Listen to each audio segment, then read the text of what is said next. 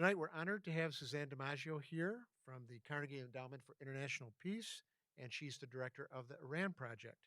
And she specializes in the studies of nations without diplomatic relations to the United States. Thank you for being with us. And I don't know how many of you remember that Suzanne was our guest to talk about North Korea, the other country that we're very curious about, a couple of years ago during COVID. So we had her as a virtual guest, and now we can welcome her right here in Grand Rapids. We also welcome our cousins to the north, the International Affairs Forum of Traverse City, who are watching this program from there virtually. After Ms. DiMaggio's presentation, there will be ample time for questions. You can do that here in the auditorium by simply raising your hand. We'll give you the microphone. For those watching on the Council YouTube channel, you may type your question into the chat box, and we will get that question here to ask the question for you. For those of you both online and here, you may text your question instead to 616 308 6560. And please remember our house rules to exhibit civility to our guests and hospitality to others by asking questions that are respectful and succinct. And now, Polly Diven, who's a professor of political science at Grand Valley State, will introduce our speaker for this evening. Polly? Well, as Michael said, I am a political science professor at Grand Valley State University, where I also am the International Relations Program Director. I teach international relations and U.S. foreign policy, and every other year I teach a course called Great Decisions, which is taught in conjunction with this lecture series. Not this year, however. Our departments are very proud to have helped sponsor the visit by Suzanne DiMaggio today. Today, out on the Allendale campus, Suzanne DiMaggio spoke to a pretty good-sized audience of poli-sci and IR majors and honors students, and braved the nasty weather to get out there. So we thank her for doing that. So tonight we welcome Suzanne DiMaggio, the director of the Iran Project, as Michael said, and a senior fellow at the Carnegie Endowment for International Peace, where she focuses on U.S. foreign policy toward the Middle East and Asia. Suzanne is one of the foremost experts on diplomatic dialogues and diplomatic dialogues with countries that have limited or no official relations with the United States, especially Iran and North Korea. For over 2 decades, she has led 1.5 track and track 2 conversations to help policymakers identify pathways for diplomatic progress on a range of issues, including regional security, non-proliferation, conflict prevention, and bilateral relations, among others. In addition to all that, Suzanne is Associate Senior Fellow in the Disarmament, Arms Control, and Non-Proliferation Program at SIPRI, that's the Stockholm International Peace Research Institute. I was just asking her, and she said she's been to Stockholm more than 50 times. She is also the founder of co-founder of the Quincy Institute for Responsible Statecraft, and she is a member of Foreign Policy for America's Advisory Board. Previously, she was a senior fellow at New America, and the vice president of global policy programs at the Asia Society. Ms. DiMaggio holds a BA in International Business from NYU, New York University, and an MA in International Relations from City University of New York. Her presentation tonight is called Iran at the Crossroads. Let's welcome Suzanne DiMaggio.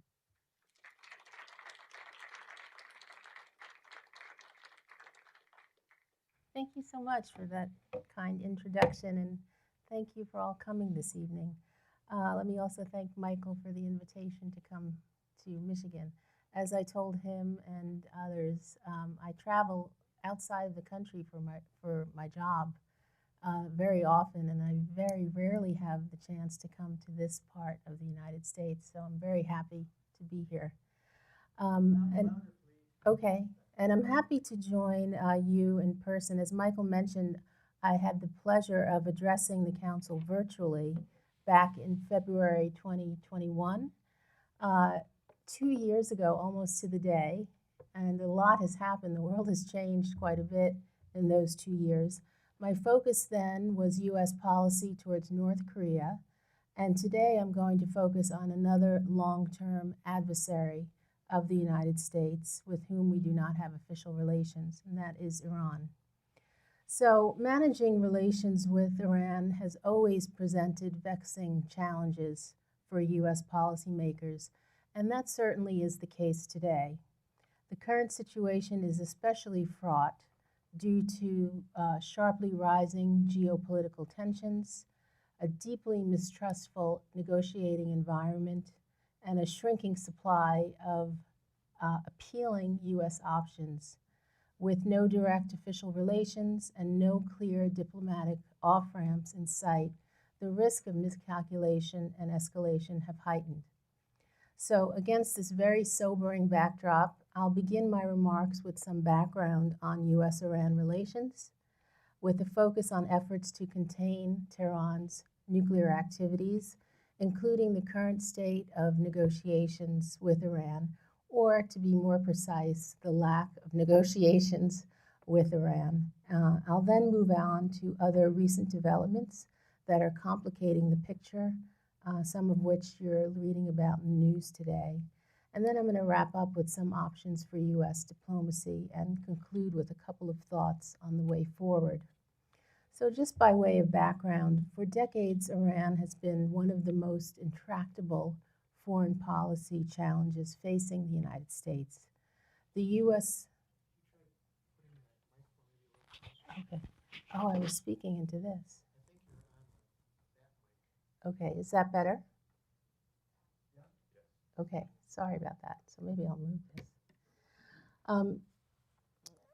The U.S. severed relations with Iran back in 1980.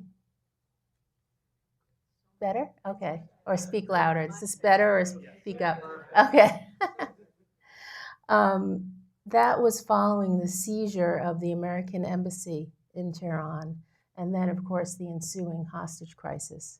Since that time, the lack of official diplomatic relations between Washington and Tehran has made the prospect of tamping down hostilities and managing persistent issues through peaceful means even more difficult. A notable breakthrough in U.S.-Iran diplomatic engagement occurred during the Obama administration when the landmark nuclear agreement, known as the Joint Comprehensive Plan of Action, or for short, the JCPOA, that was reached in July 2015. This deal was the result of painstaking diplomacy between Iran and something called the P5+1 group, which includes China, France, Russia, the UK, the US, plus Germany. The JCPOA's only objective is to prevent Iran from obtaining a nuclear bomb. The focus is on a single issue deemed to be the most critical and most threatening to US interests. In exchange for Tehran rolling back its nuclear program through strict limits and unprecedented verification provisions, the U.S. and other world powers agreed to suspend some economic sanctions.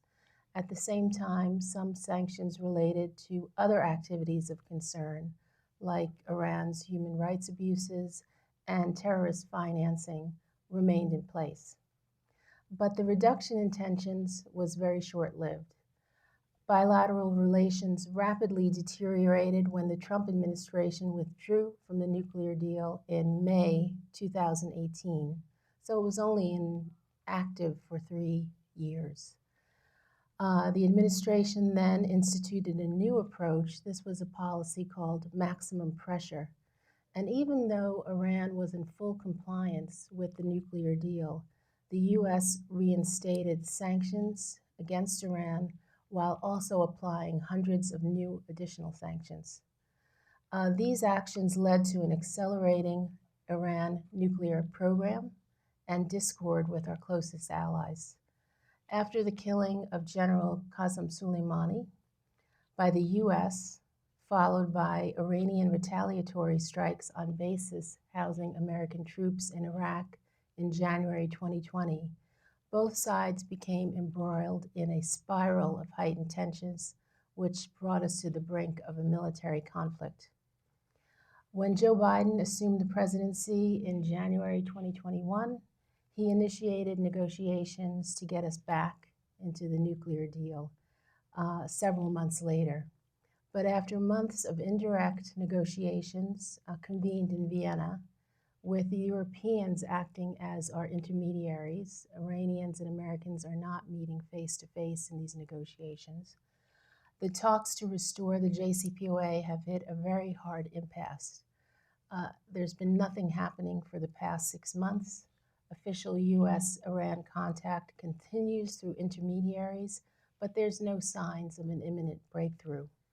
The text of an agreement to revive the JCPOA was left on the negotiating table in Vienna back in August.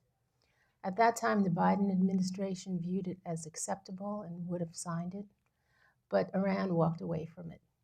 It's unclear if that agreement would still be supported by President Biden today.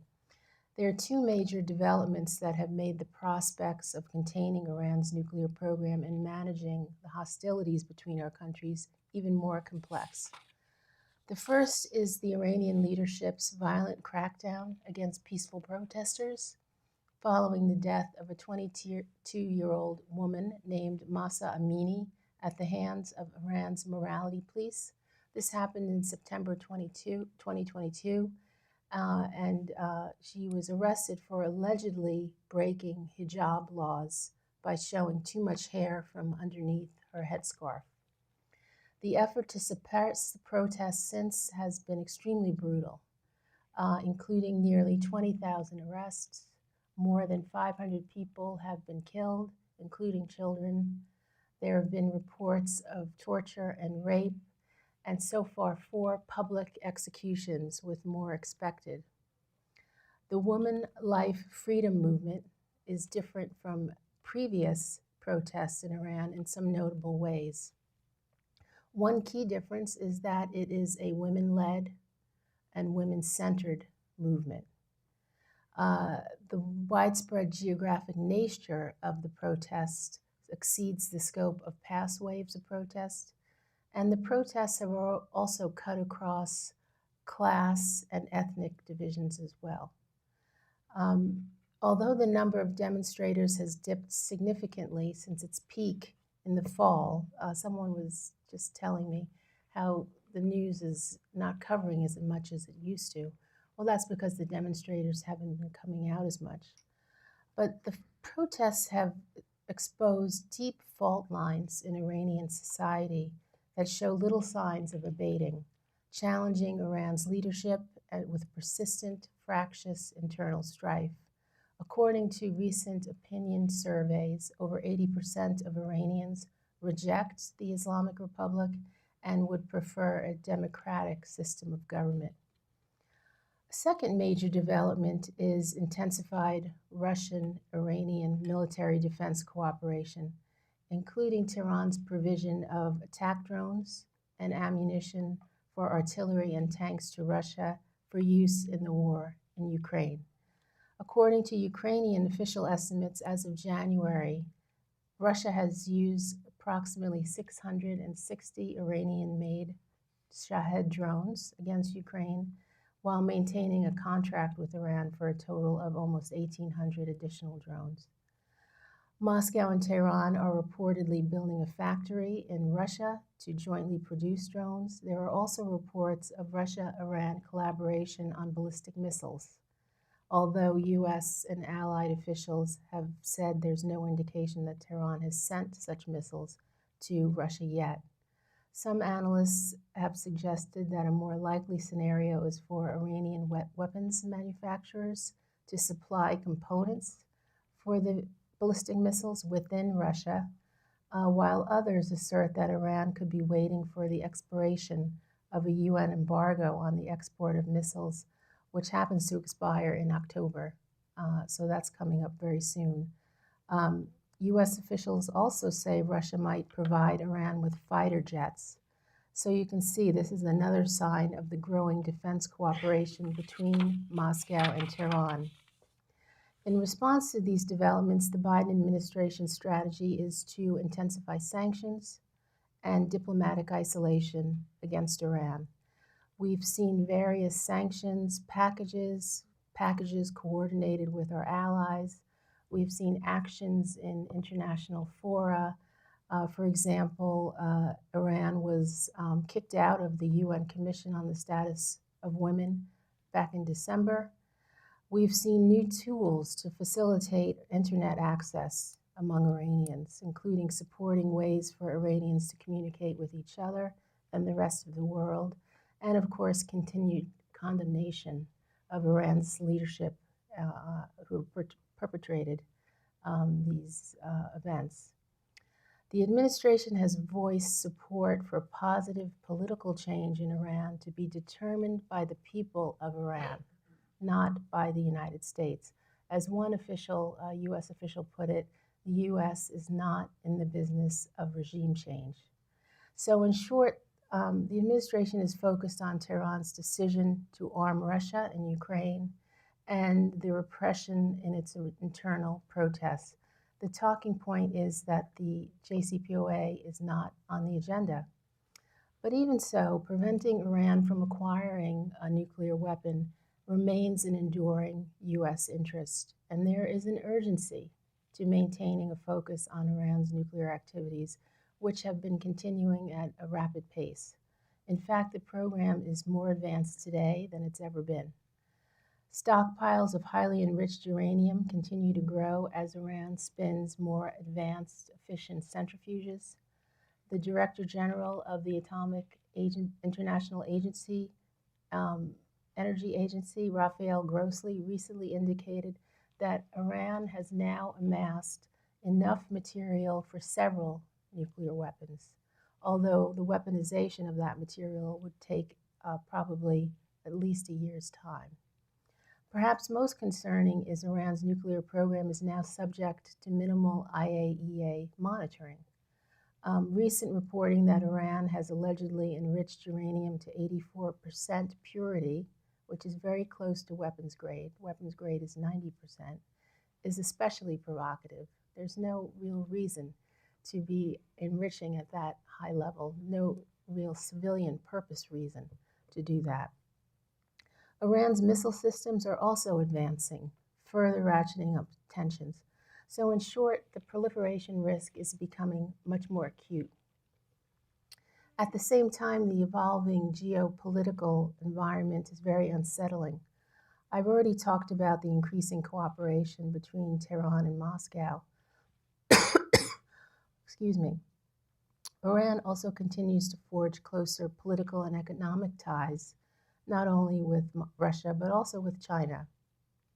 These countries are finding common cause by aligning to circumvent sanctions. They avoid dollar transactions and they undermine American interests. They have a strong incentive to work together to see a diminishment of U.S. power and a transition of power away from the West more broadly. So, given this context, any attempt we try to initiate the snapback of UN sanctions against Iran would fail because they would certainly be met by veto from Moscow and likely from Beijing too. Additionally, Iran has threatened to withdraw from the Nuclear Non-Proliferation Treaty, the NPT, if the West were to bring the matter to the UN Security Council, which would quickly move us toward a crisis situation. So while highly concerning, these developments are not very surprising. When we withdrew from the JCPOA, the prospect of relations, especially economic relations, with the US and Europe diminished significantly, while both Russia and China cleared a path toward closer cooperation with Iran. So the Biden administration is facing a very pressing dilemma, I would say. On the one hand, the crux of any deal we would make with Iran would involve strict constraints on their nuclear activities in exchange for the lifting of some sanctions and the return of financial assets. This would mean injecting funds into a government increasingly viewed as reaching a new level of pariah status. And even if the Iranians came back to the negotiating table and said they were prepared to accept the agreement, would President Biden approve it today? As one U.S. official recently told me, it's hard to imagine with Iran providing drones that are killing Ukrainian civilians while they execute protesters at home. On the other hand, U.S. officials continue to recognize the nonproliferation benefits of restoring the nuclear deal. Simply put, there's no better alternative on the horizon. The preference is to resolve the current standoff through diplomacy, with military action as an absolute last resort. They acknowledge the only sustainable way is to do this through a political agreement, which will require sanctions relief. As the same official relayed to me, it's the only way unless we're prepared to accept Iran with a bomb, similar to the route North Korea took when they crossed the nuclear threshold. So the sensible approach is to attempt to strike a balance, support protesters while pursuing diplomacy to keep Tehran from a nuclear weapon. Easier said than done. There's still some time to revive constraints on Iran's program. The U.S. Nuclear Posture Review, the last one was released in October 2022, stated it quite plainly. Iran does not today possess a nuclear weapon, and we currently believe it is not pursuing one. In an interview that aired just yesterday, you may have seen it, CIA Director Bill Burns remarked, "To the best of our knowledge, we don't believe that the supreme leader in Iran has yet made a decision to resume the weaponization program that we judge they suspended or stopped at the end of 2003. My own view is that the Iranian leadership is intent on solidifying its capability to weaponize as a hedge without actually crossing the threshold, at least in the near term. So we need to think through and seriously pay attention to what might change Iran's calculus and push it to go for a bomb, and what we can do to influence Iranian decision-making to go in the opposite direction. Moving to weaponize, of course, would carry serious risk for Iran, including increasing the political will in Israel, most likely, but also in the U.S., to pursue military options before weaponization would occur. So there are several options for U.S. diplomacy with Iran in the near term. There are more variations on a theme than a widespread of options, but I'll name a few. One is to revive the JCPOA. While the obstacles to restoring the nuclear deal appear to be formidable, both the U.S. and Iranian officials continue to state there is still a path forward to reinstate the deal. Another option would be to reach an agreement to maintain the status quo. So this scenario would involve keeping Iran's nuclear program at current levels, including no movement toward enriching at 90%, in order to buy time to negotiate a step-by-step de-escalation. Recent reporting that Iran has allegedly enriched to 84% purity may have already sunk this option. Another scenario is to secure the release of unjustly detained Americans through a prisoner exchange deal. This would likely involve the unfreezing of some Iranian assets abroad. I think the current negotiations are looking at releasing $7 billion in Iranian money that is being held in Seoul, South Korea. This could serve as an icebreaker to reduce tensions and clear a path toward de-escalation. Most importantly, it would bring 4 Americans home, one of whom has been held as long as 7 years. Another option is to reach a smaller deal through a gesture-for-gesture approach. For example, if Iran were to roll back its stockpile of enriched uranium and restore some access by the IAEA, and in exchange, we'd give them waivers to sanctions so that they could sell some oil. That's something that's been floating. For the U.S. to have real visibility into Iran's activities, we do need to restore the monitoring capabilities of the IAEA. Such an approach would lower the temperature. The problem is that the Iranians insist they're not interested in a smaller deal like this, but we should still continue to pursue it. And of course, there's the option of a longer and stronger, or what I would call a grand bargain type of a deal. This would be really a Hail Mary pass and is highly unlikely in the current atmosphere. And then, of course, there are various permutations of these options I just mentioned. So let me just conclude with a couple of thoughts. First, as I previously mentioned, successive American administrations have viewed constraining Iran's nuclear activities as an enduring U.S. interest. Preventing Iran from obtaining a nuclear weapon continues to be a stated priority for the current administration. Averting another dangerous and costly military conflict in the Middle East is another top priority for U.S. interests. Tehran's turn toward Moscow and Beijing and the brutality that the leadership has shown in their response to protests do not change this reality. In fact, I think they underscore the importance of reaching a political agreement to ensure Iran's increasingly hardline leadership does not weaponize its nuclear program. A diplomatic agreement to revive tight constraints on Iran's activities before the situation gets to a point that could lead to the need for U.S. military action would advance U.S. interests, because the costs of outright war are just too steep to imagine. Finally, there is a bigger picture to consider. We're seeing the emergence of an increasingly hostile and disruptive nuclear landscape. Russian President Vladimir Putin recently announced that he would suspend participation in the New START treaty. This treaty is the last remaining nuclear arms control agreement between the U.S. and Russia. It puts limits on nuclear warheads and facilitates verification by both sides. That's been suspended. Following Russia's invasion of Ukraine, Putin has threatened more expansive parameters for the use of nuclear weapons.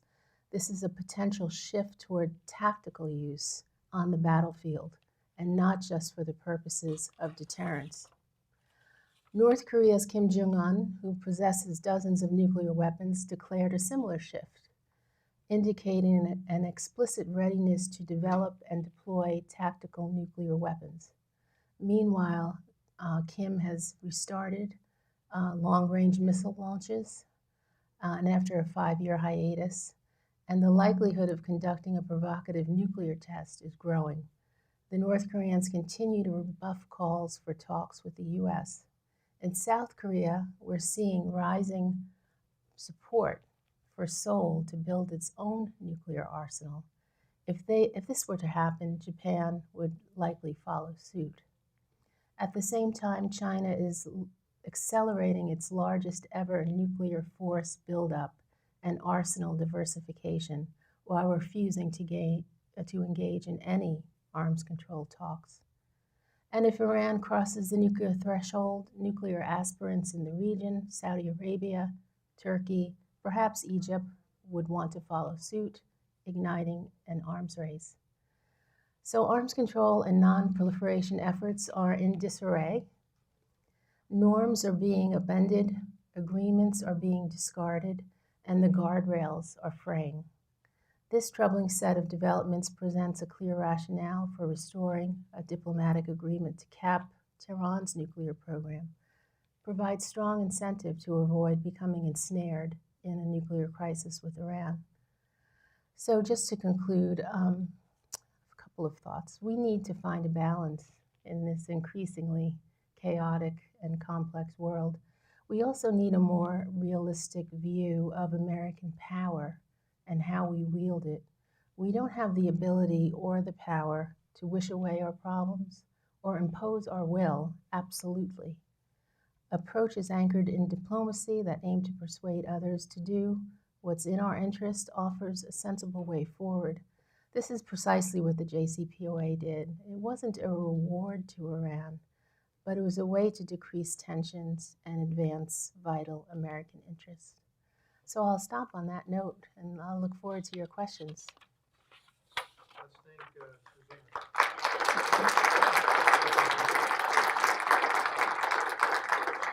Thank you for giving us a lot to think about. You may text your questions to 616-308-6560 if you want. You can raise your hand if you'd like to ask a question.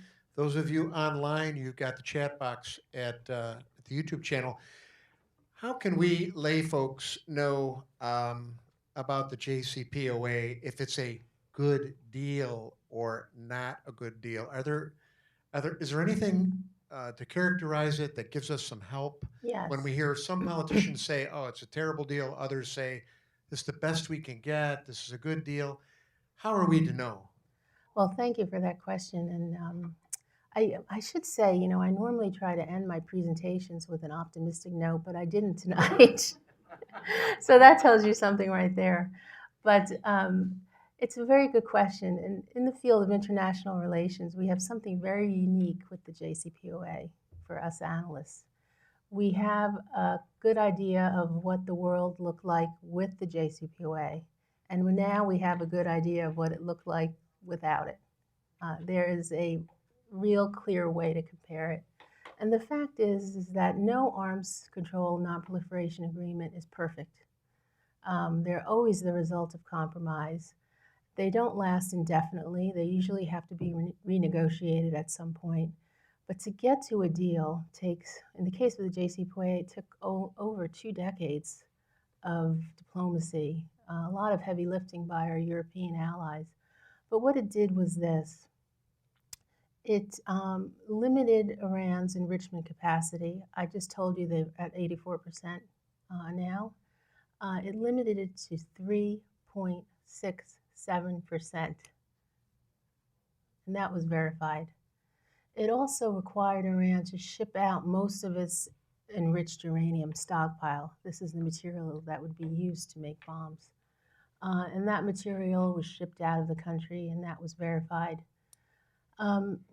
And then I think the most innovative aspect of the JCPOA, which doesn't get enough attention, is it put inspectors on the ground in Iran 24/7.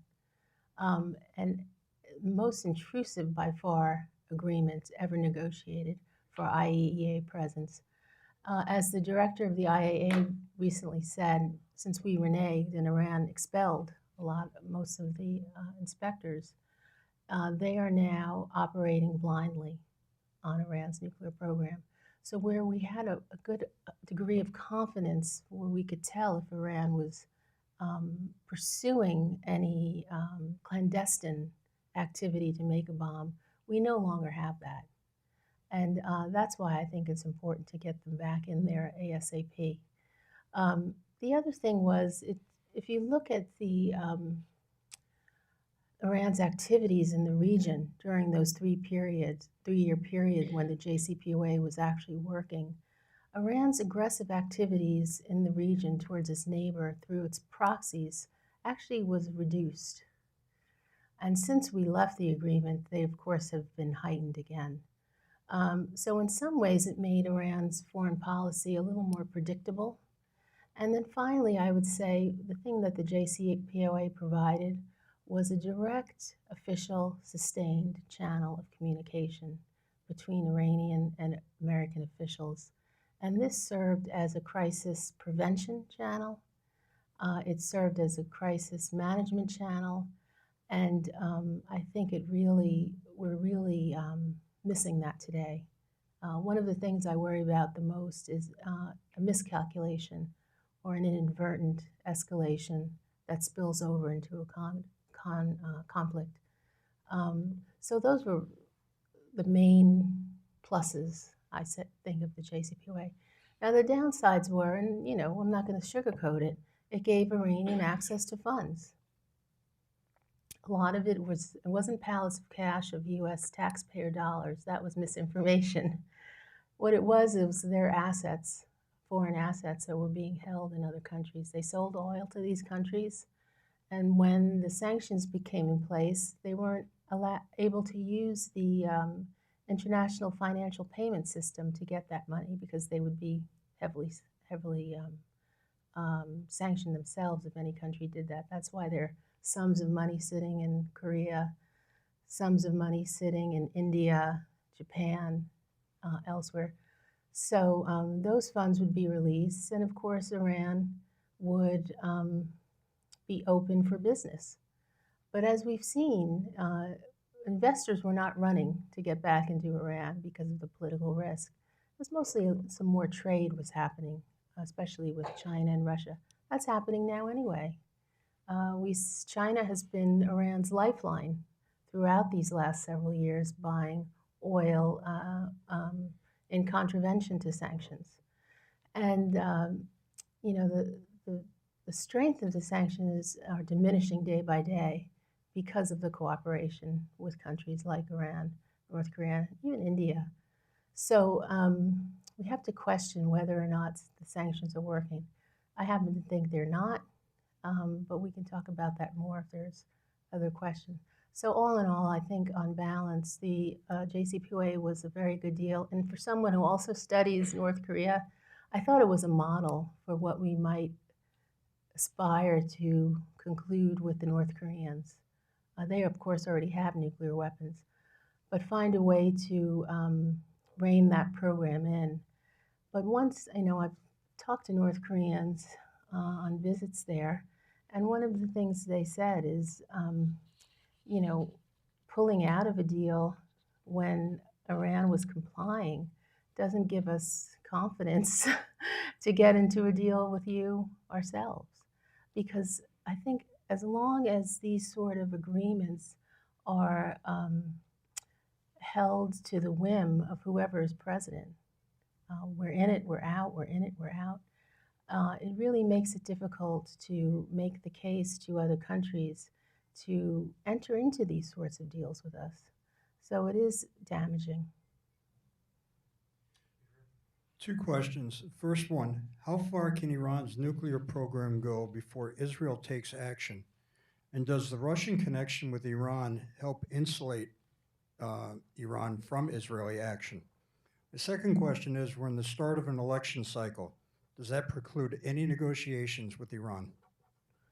So thank you for those questions. I think on the first one, Israeli action, let's face it, Israel and Iran are already in a shadow war.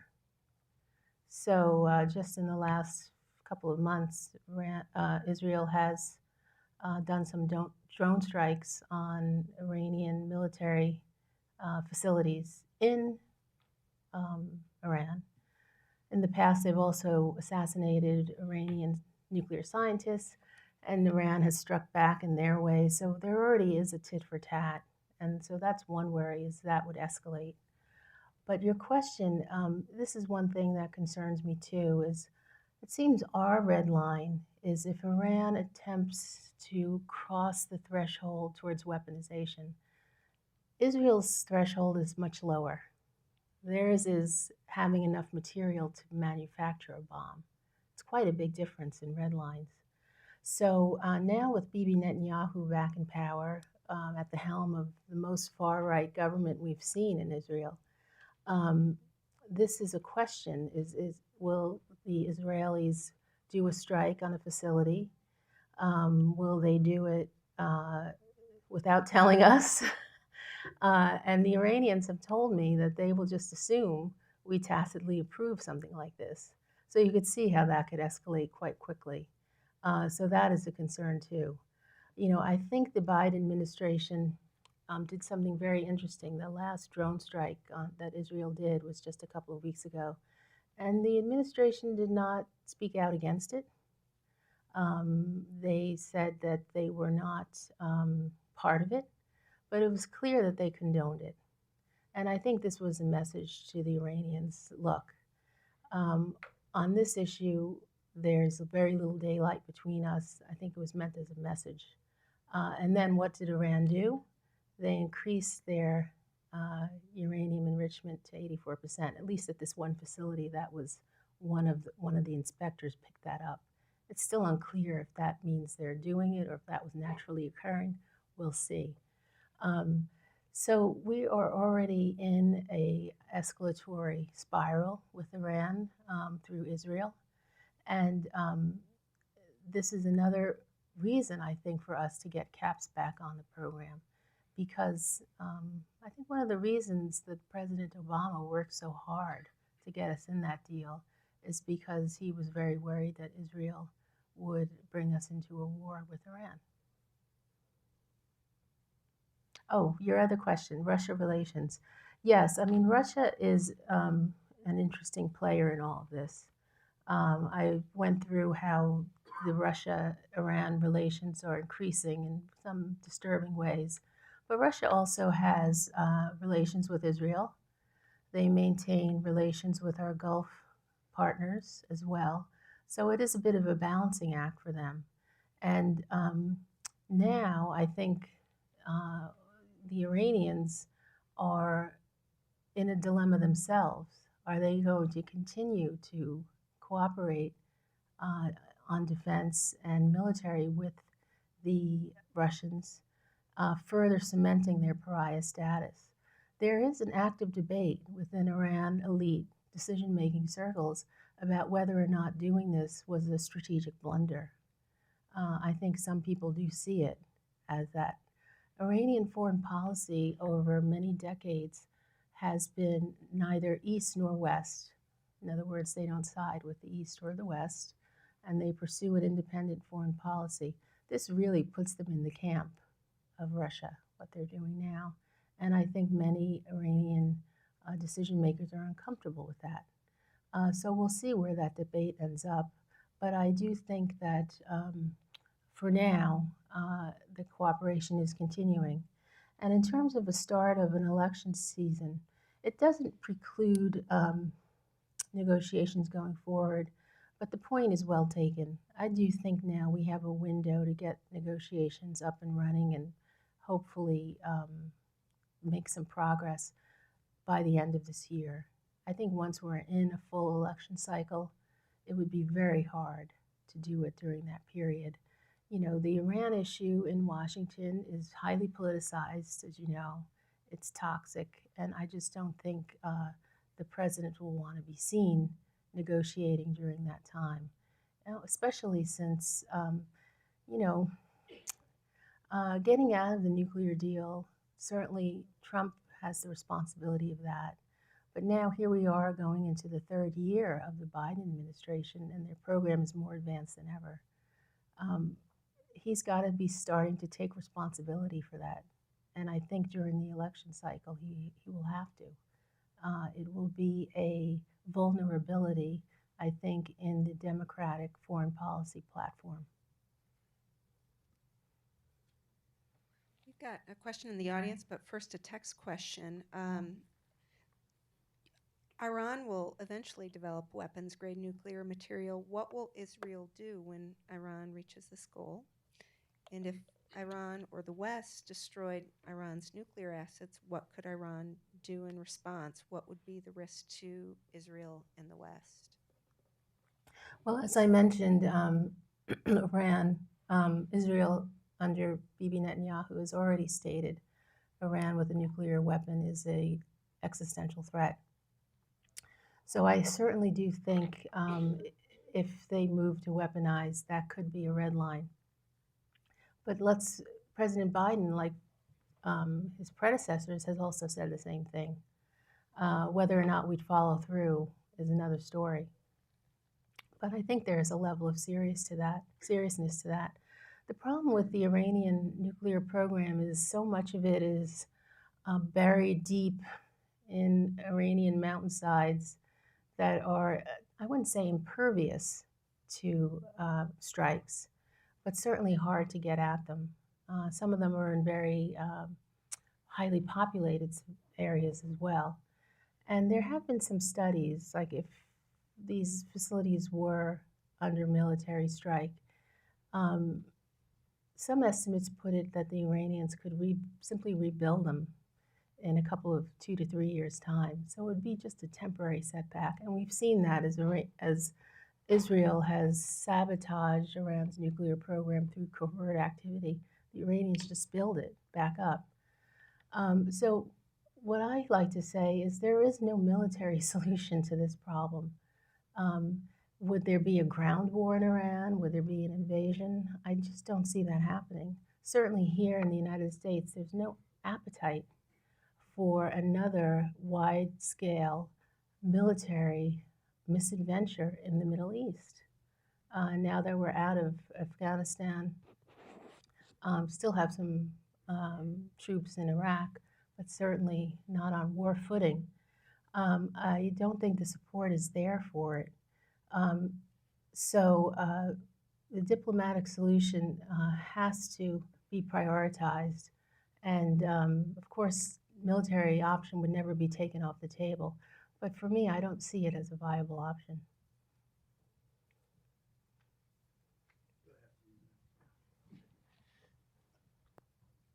Two questions. One, is it clear who the next leader of Iran will be? I think the leader is in his 80s. He's got cancer. I just wondered if there is a chain of command. Mm-hmm. And does the U.S. have to be a leader in this negotiation, seeing as how they see us as the party that reneged? Could Yeah. we secede authority to one of our allies and sort of work behind the scenes? Okay, great questions. Thank you. So, yes, you're right. The supreme leader of Iran, Ayatollah Khamenei, I believe he's 84 now, 83, 84. And the rumors of his demise have been swirling for decades now. I remember 20 years ago people saying he had prostate cancer, he was on death's door, but he still is going. But mid 80s is different, and I think the Iranian elite are thinking about this question very much so. So there are a couple of possibilities. One is that his son would be named the next supreme leader. Another is the current president, Ibrahim Raisi, who's a conservative hardliner, could take his place. And yet another possibility is not one person, but a three-person council that could take the place. In any way you slice it, a leadership transition in Iran is going to be dicey, especially among the younger generation. Iran, I think now 60% of the population is under the age of 35. It's a very young society, but highly educated, and also very secular. And as we've seen in these protests, especially young women, there are more Iranian women at university now than men, also highly educated. Demographically, all the signs point to trouble ahead for this stilted Iranian leadership as it currently is. And I think they're probably grappling with that, how to deal with it. We've seen through the demonstrations that they have made a clear choice to suppress protests using extreme violence. They've made that commitment. But going forward, I think the fault lines are so deep, it's going to continue to be a problem for the leadership unless some kind of reforms happen, and I don't see them coming. In terms of the IRGC, I mean, one of the things that is another potential scenario is that if these protests really lead to some sort of change, we likely won't see a democratic government emerging.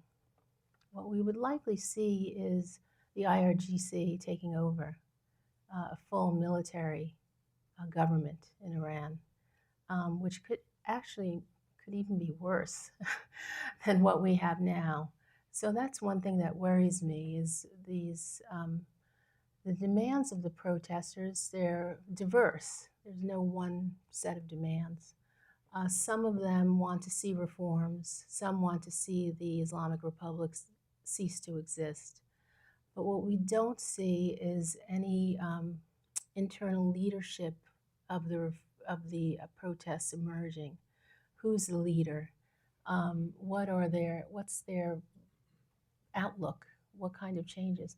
There's no key democratic leaders that we could say, that's the person that could take over, or this is the set of people. They're just simply not there. So that is also worrying. And does the U.S. have to be a leader? Well, in some ways, maybe not a leader, but we have to be intimately involved because, let's face it, the bulk of the sanctions that are would have to be lifted or eased for the Iranians to come back in this deal, we're very much involved in. Not only that, our Congress would have to approve it, not as a treaty, but there is something called INARA. It is a legislation where if we got back in the deal would have to be brought to Congress, and it probably would fail in the House without question, but it could squeak by in the Senate, and that's what happened last time. And of course, the president could also override if it doesn't, and maybe he'd be willing to do that. So, in a way, we're not a leader now because we don't have direct negotiations with Iran. It's all being done through intermediaries. And the Europeans are playing a decreased role because the Iranians and their relationship has soured since the Ukraine war. So now we're seeing countries like Oman and Qatar step up to the plate and are more active as interlocutors. But the U.S. does have to be intimately involved.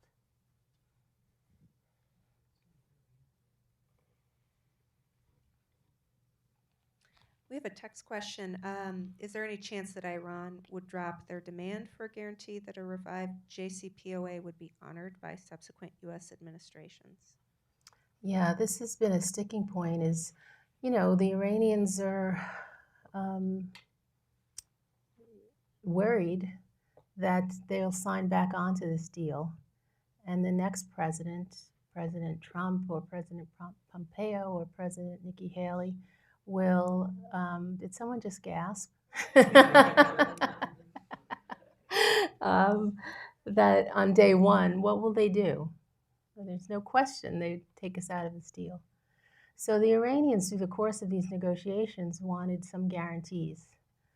They wanted a political guarantee, and some of us had to explain to them that's not how our system works. When a president changes, policies change. Not all of them, but some of them. Then they understood that, and they wanted economic guarantees, and that's where I think we could be thinking more creatively.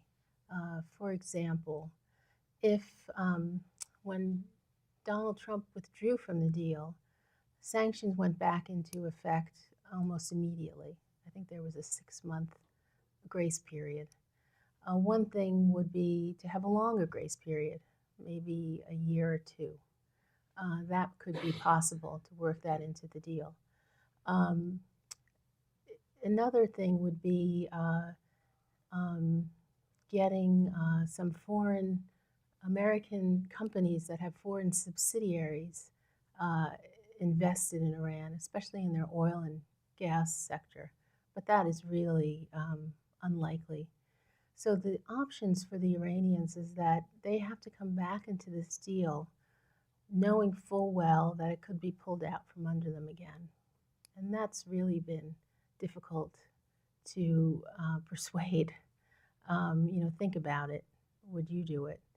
So there has to be ways of things built in the deal that make it more concrete for them going forward, I think. And that requires creative thinking. But it is a problem.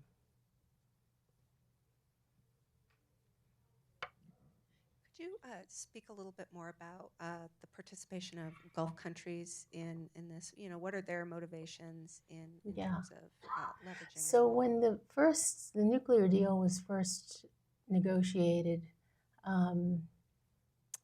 that concluded in 2015, the Gulf countries weren't very involved. In fact, some of the negotiations were handled secretly, and even Israel didn't know that we were engaging the Iranians in these talks. This time it's quite different. I think the Biden administration has really made a big effort to brief and consult with the Israelis and Gulf countries along the way. In the case of the Gulf countries, it's not such a clear case of they're opposed to the JCPOA coming back on, or they're against, or they're for it.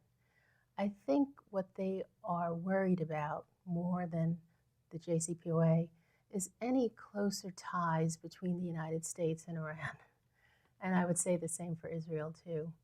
On the other hand, they don't want to see Iran get the bomb because then they know that would just change the power dynamics in the region tremendously. and likely they would have to then too. So I think they're probably quite content with the way things are right now.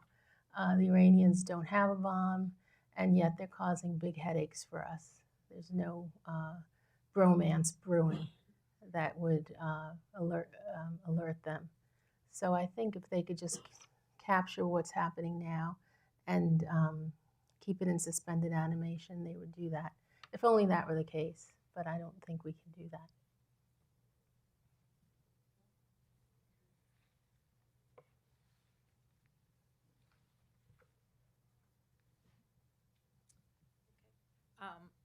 I believe that the bulk of the Iranian economy depends on fossil fuels. Do they have things to fall back on as the world is trying to step away from fossil fuels? Yes, oil and gas are by far their biggest portion of their economy. You know, throughout the sanctions, one of their slogans is a resistance economy. So they have made an effort. Sometimes when I meet an Iranian official, he says, "Thank you, America, for making us more self-efficient. You forced us to develop industries and other ways to keep the economy afloat." But the bottom line is the fossil fuel industry is not going anywhere anytime soon, especially China's consumption of oil is voracious.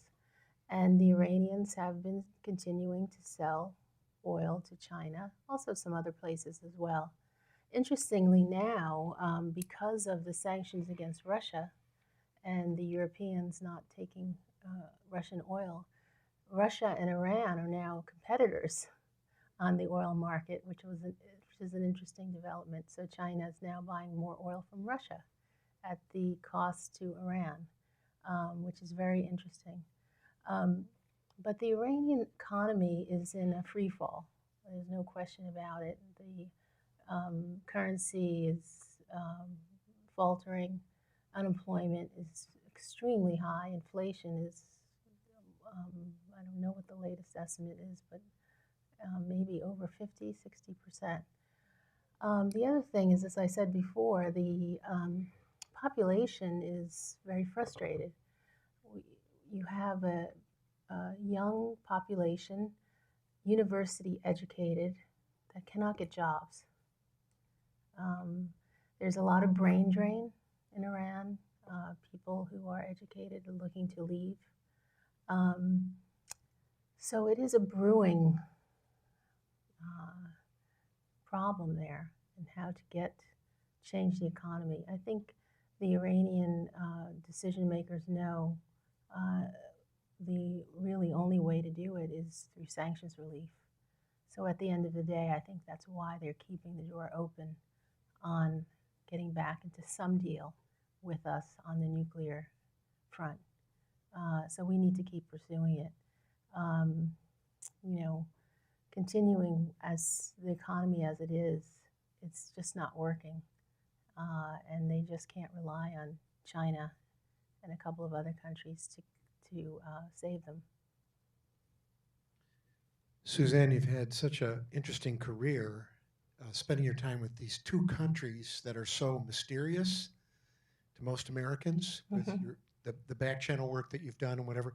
What do you wish more Americans knew about North Koreans, knew about Iranians, knew about those countries?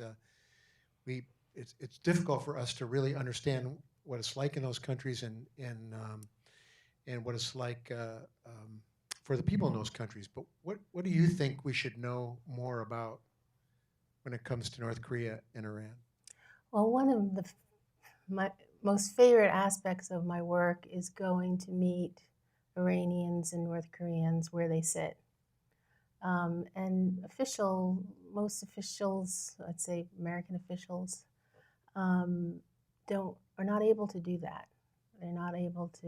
An ambassador is not able to pick up his suitcase and just go to Tehran and Pyongyang.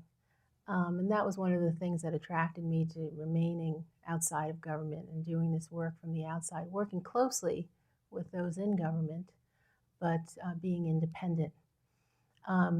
So I do think that they're two very different countries. It's really even hard to uh, compare them. But I think at the end of the day, for many years that I've been engaging them, what I've seen is what I would call a pacing problem.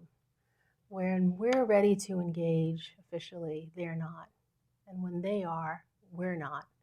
We are, it seems like we're condemned, especially with the Iranians, to miss each other and miss the opportunities for diplomacy. Um, and I do think that if we changed our approach just a bit, and that's why I like to go there and meet them in their offices. I look out their window. What does the world look like from their window? It is scary out there, especially for the North Koreans. Very isolated, not a friend in the world, um, and they feel threatened. So I think um, by being able to travel there, one of the things that has informed my work is their threat perception of how they see the outside world. When you get a glimpse of it, it really does inform what they're doing, and it makes you understand it from a different perspective. I think we need to do that more. One of my favorite movies growing up was To Kill a Mockingbird. I call it the Atticus Finch approach to diplomacy, where he says, put yourself in the other shoes and walk around a little. I think we need to do more of that.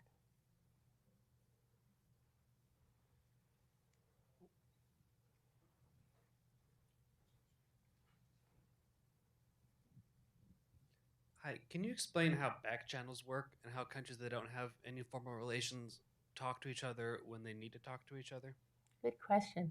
So there are different kinds of back channels. I mean, the work I do is, I call it track 2 or track 1.5. So track 1 diplomacy is the normal, everyday government to government diplomacy that happens all the time.